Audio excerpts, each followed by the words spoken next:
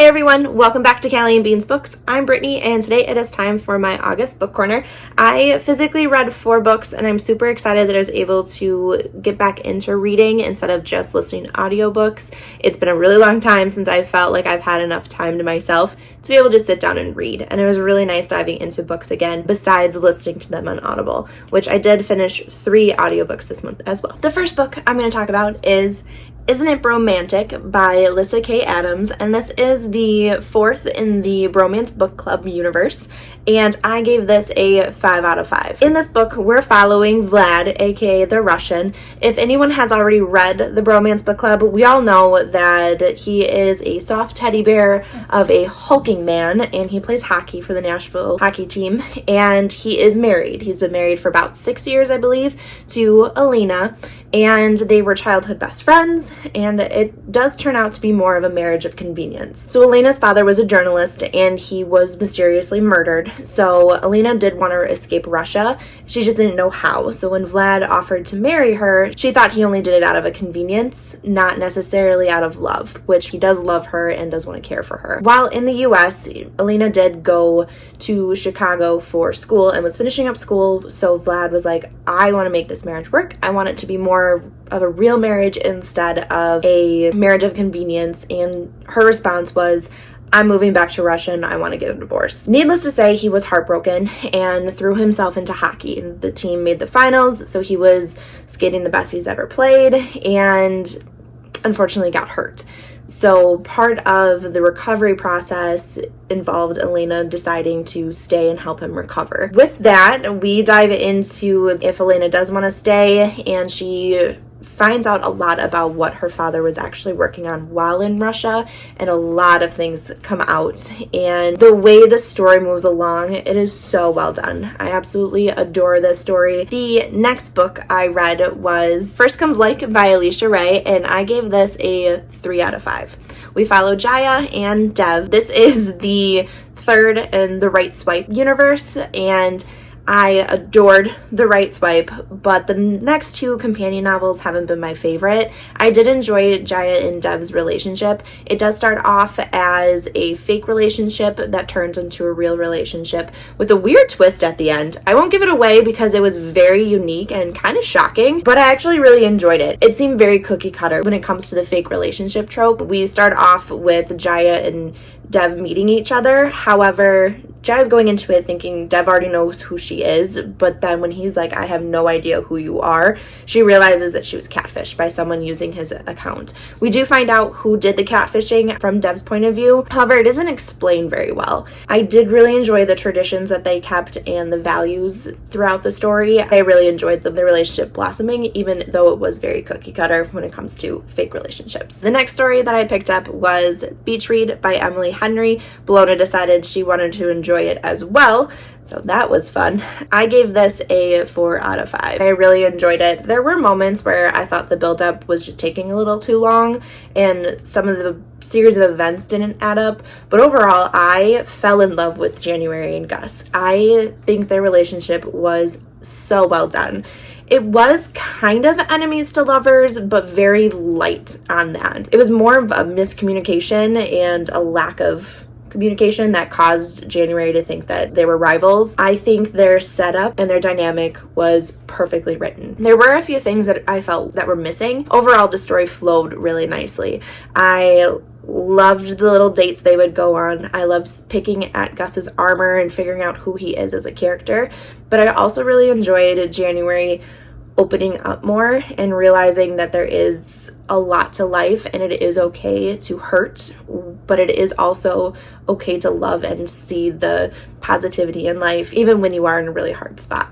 So overall, I really adored this story. I love Emily Henry's writing style. I think it is so perfect for romance and fiction. It has a really nice flow to things. Her descriptions are amazing, and the smut was pretty good too. I do really enjoy this story. I do plan on reading more from her and seeing what else she comes out with in the future. The final physical book I read this month was From Blood and Ash by Jennifer L. Armentrout. Guys, I finally did it. I finished it and it was a 4.5 out of 5. Oh boy. This has the biggest twist ever. I was not expecting it. I went through and I was like, this is really interesting. Okay, cool. And then the last, no joke, 50 pages, mind blown.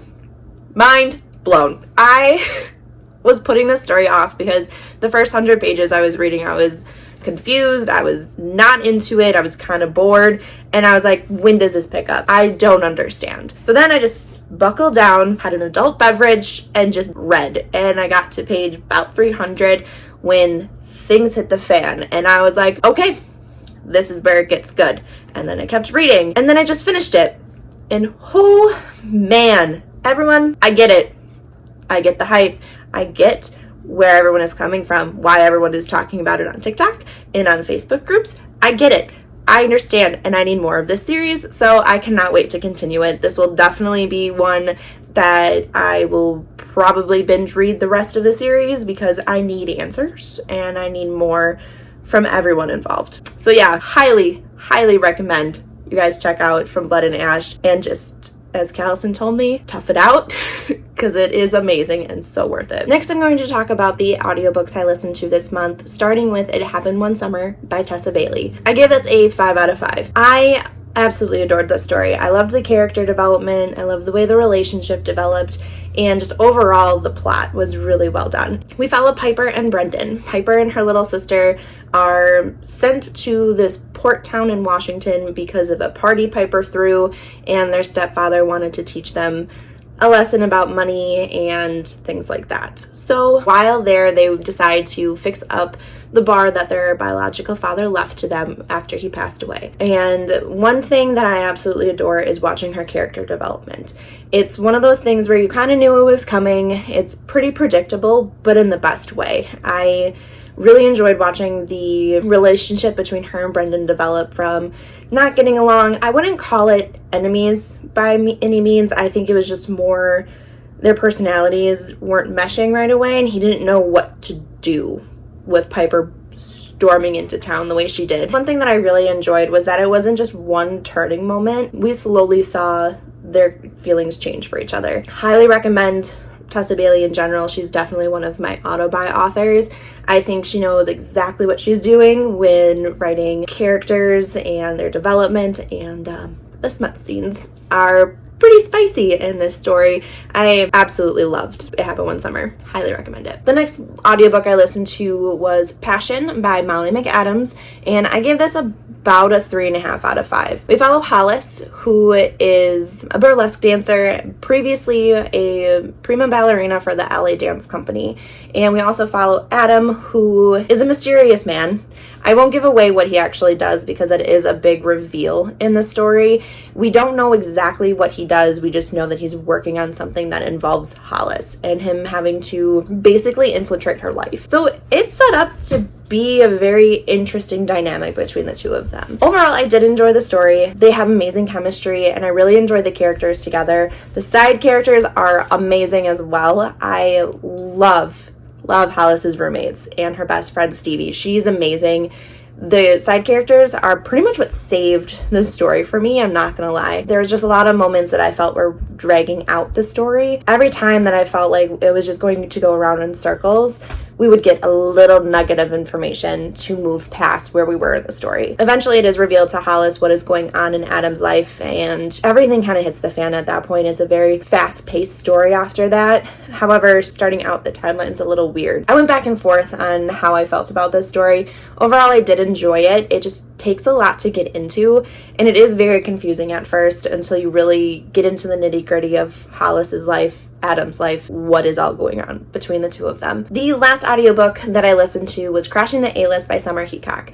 I give this a 2.5 out of 5. We follow Clara, who is down on her luck. She was recently laid off and is living with her little brother and his fiance on their couch. She picks up a job clearing out abandoned storage units for about $5,000. She's like, I can do this, and while I'm cleaning these out, I'll apply for a bunch of jobs. While she's cleaning out one locker, she stumbles upon invoices an information that reveals that it belonged to someone that ran an escort service in the 90s. She calls her best friend Cece, and they go through the boxes trying to find evidence of politicians using this service so they can sell the information. Throughout this entire scene, I'm cringing. I'm listening to it and I think it is an awful idea. I am super annoyed about the direction of the story and I just really was not about it. I was actually about to turn it off when Claire's like, I'm not selling any of this information. No matter who we dig up, I'm not doing it. So I was like, okay, I'll see where this goes. She does find a picture of a famous actor that has a movie coming out soon. His name is Caspian,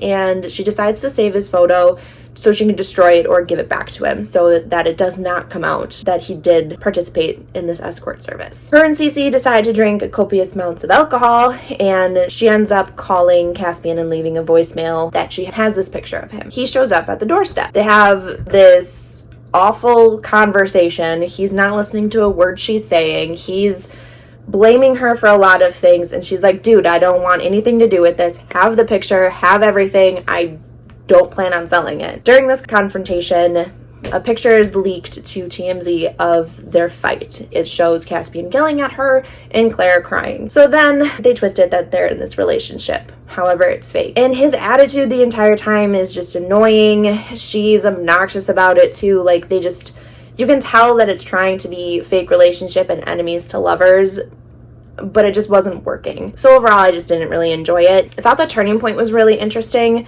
I thought that when everything was going to be put together and we were going to get this nice happy ending, but then it went off the rails again and I was not a fan. I finished it just because I wanted to see what happened, but it was definitely one that I could have put away and not finished and been just fine. So to wrap up my book corner for the month of August, I do have a stack of books that I plan on reading the next couple of months in no particular order, but most likely will change since I am a mood reader. Starting off, These Hollow Vows by Lexi Ryan, A Touch of Darkness by Scarlett St. Clair. I do plan on doing a reread of Serpent and Dove by Shelby Marin before jumping into Blood and Honey and Gods and Monsters to finish off the series at some point. I also have a stack of adult romance, which include Tools of Engagement by Tessa Bailey, People We Meet on Vacation by Emily Henry, and Blitzed by Alexa Martin. Of course, these are just some of the books that I have planned for the next couple of months, but things change because I am a mood reader, so we'll see what happens.